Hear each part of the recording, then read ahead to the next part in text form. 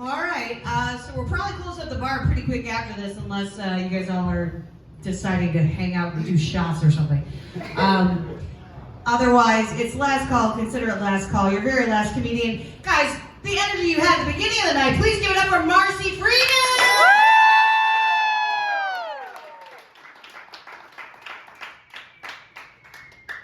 Hi, everybody! Angie was my teacher in stand-up comedy, one of my classmates in two of my comedy classes, so glad to be here. I'm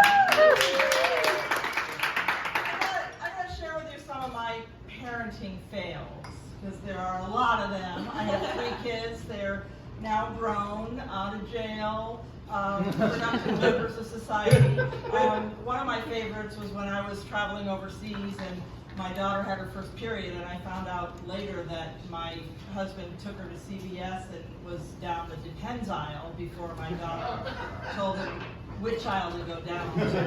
So I thankfully had the talk with her, but I really needed to have the talk with him. But how many of you are Seinfeld fans? We have Seinfeld fans? What's your favorite episode? Shrinkage? Okay, anybody else? Yeah? The Junior Mints episode? Mine too. Anybody else?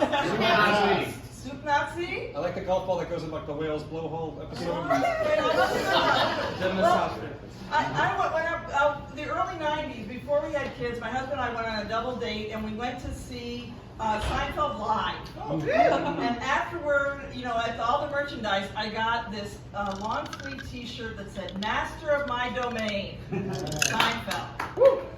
And it was like my favorite shirt to wear on the weekends. It was a long sleeve t-shirt. I didn't have like any other ones, and I wore it like every weekend.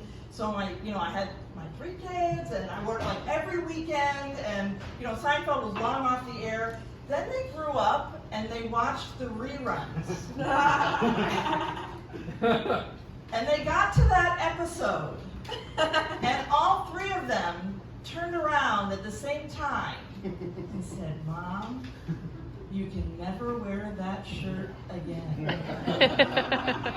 Sadly, I have not ever worn. So another time, I happen to be Jewish, and we keep a kosher home, which means we have separate dairy and meat pots and things. And we came back from my oldest son's graduation. We left the younger 2 home. My youngest was 17 at the time. We come home, my husband's in the garage, and he was throwing something in the garbage, and so either we had a skunk in the garage, or somebody had some weed, and there was like an empty baggie that was, I don't know if anybody has kids, but they're horrible at covering their tracks. And then I found out from my daughter, who was in college at the time, was supposed to be kind of minding the store, if you will, that my youngest was apparently making pot brownies. And I'm not sure what this says about me as a parent, but I was more upset that he was melting butter in my meat pots than I was that he was actually making pot brownies. So then I called him on it, and he finally showed us where he made this pan of brownies, and he said, "Maybe we can have it as dessert as a family with our Shabbat dinner this Friday." Yeah, it's like, well, we'll think about it, honey. And then when he went off to school, I buried him in the backyard. So anyway, what I always say about parenting is there's nothing you can do so bad as a parent that a few years of therapy won't fix, so they get over it.